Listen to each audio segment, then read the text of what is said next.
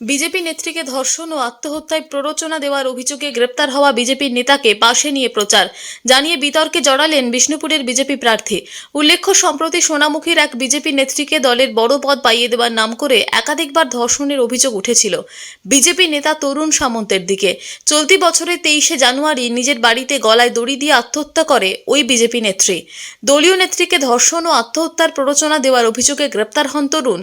পরে তিনি জামিনে মুক্তি পান। তৎকালীন সময়ে বিষ্ণুপুর সাংগঠনিক জেলা বিজেপির সম্পাদকের পদ থেকে সরিয়ে দেয় দল। এবার লোকসভা নির্বাচন দোরগোড়ায় আসতেই বিজেপি প্রার্থী সৌমিত্র খাঁয়ের সাথে ভোট প্রচার করতে দেখা যায় অভিযুক্ত ওই বিজেপি নেতাকে। সোমবার ইন্দাসে দলীয় কর্মী সমর্থকদের নিয়ে ভোট প্রচার উপলক্ষে একটি মিছিল করেন সৌমিত্র।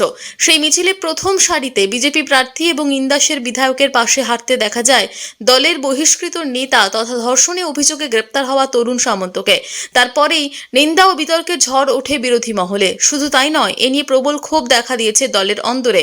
এ বিষয়ে বিজেপি প্রার্থীর দাবি, ও তো এখন দোষী নয়, কোর্ট থেকে সে জামিন পেয়েছে, কেউ রাস্তায় হাঁটলে তাকে তো আর বাধা দেওয়া যায় না। ঘটনা প্রসঙ্গে তৃণমূল প্রার্থী তথা সৌমিত্র খাঁয়ের প্রাক্তন স্ত্রী সুজাতা মণ্ডল বলেন, যার চরিত্র যেমন সে সেরকমই সঙ্গ খোঁজে। এখনো দোষী নয়, কোর্ট থেকেই সে জামিন পেয়েছে। সে রাস্তায় হাঁটলে মিছিলে কেউ যদি আসে তাকে তো আর বাধা দেওয়া যায় না। আমরা বিজেপি কর্মী হিসেবে বিজেপি নেত্রীর আত্মহত্যার যারা কারণে ছিলেন, পিছনে ছিলেন, তার বিরোধিতাতে নেমেছিলাম এবং পার্টির পক্ষ থেকে সেই ব্যক্তি যার নামে এখন কেস চলছে এবং কেসটা কোর্টে আছে বলেই ওই ব্যাপারে যাচ্ছি না।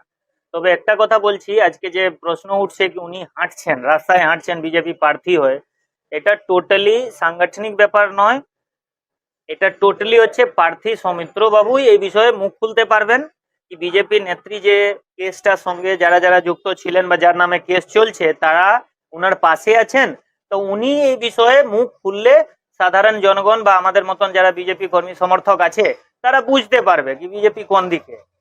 আজকে এটা একটা মানে লজ্জাজনক ঘটনা, একজন বিজেপি নেত্রী আত্মহত্যা করলেন, সেই সম্পর্কিত সাংসদের মুখ থেকে বা প্রার্থীর মুখ থেকে একটিও কথা শোনা যায়নি, কিন্তু যার নামে অভিযোগ সে ওনাকে নিয়ে বা উনি ওকে নিয়ে ঘুরছেন, এটা মনে হয় কি সুস্থ সমাজের এটা ভালো উদাহরণ নয়।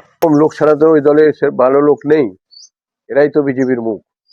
কারণ কি, যে অভিযুক্ত নেতা কদিন আগেই কর্মী, বিজেপির মহিলা কর্মী তার দ্বারা আক্রান্ত, সেই অভিযোগে যিনি অভিযুক্ত এবং দল যাকে বহিষ্কার করে দল সাসপেন্ড করেছে বা বহিষ্কৃত করেছে, তো তাকে নিয়ে হাঁটছে। এটাই তো বিজেপির কালচার। বিজেপির যে কালচার, সেই কালচারেই ওনারা কাজ করে যাচ্ছেন। তো এরাই তার বিজেপির মুখ এবং এই মুখ নিয়েই তাদেরকে ভোট করতে হচ্ছে। নাহলে বিজেপিতে যাকে বহিষ্কার করা হয়েছে দল থেকে এবং কর্মী, বিজেপির মহিলা নেত্রী, অভিযোগটা নেত্রীর উপর আক্রমণ। তো সেই জায়গায় দাঁড়িয়ে আজকে সেই অভিযুক্ত বিজেপির যে নেতা, তাকে নিয়ে যদি ভোট করতে হয়, তাকে যদি প্রচারের মুখ করতে হয়, তাহলে বিজেপির অবস্থাটা কোন জায়গায়, এটা তাদের বিজেপির লোকরাই বুঝুক।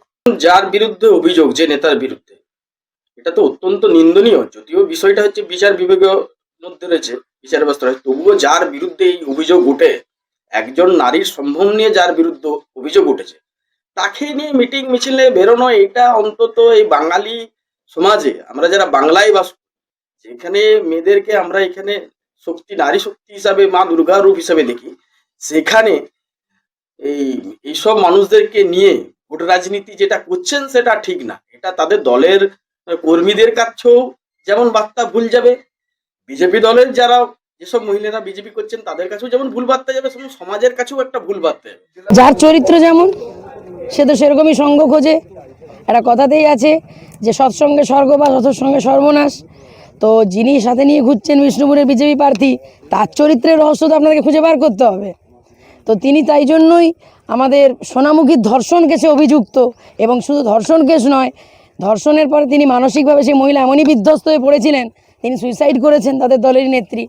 তারপরে বিষ্ণুপুরের বিজেপি প্রার্থী তাকে সাথে নিয়ে ঘুরছেন। মানে এতে বিজেপির কালচার বোঝা যাচ্ছে, প্রার্থীর চরিত্র বোঝা যাচ্ছে। আর ওনার ইতিহাস ঘুরলে দেখুন, আমাদের নেত্রী কয়েকদিন আগে বলে গেলেন বহু কাণ্ডের ছবি, ইতিহাস তার কাছে পুরো মজুদ আছে। আমার কাছেও বহু এভিডেন্স আছে।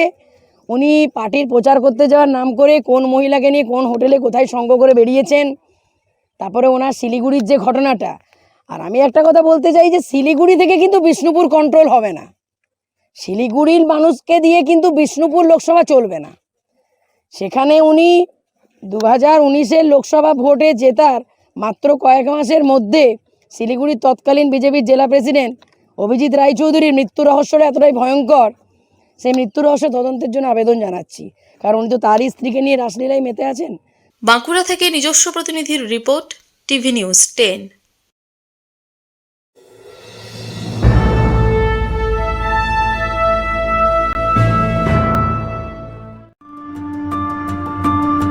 বাইকের স্বপ্ন আপনার, ভরসা আমরাই। আনিস টিভিএস নিয়ে এলো বাইক কেনার সুবর্ণ সুযোগ।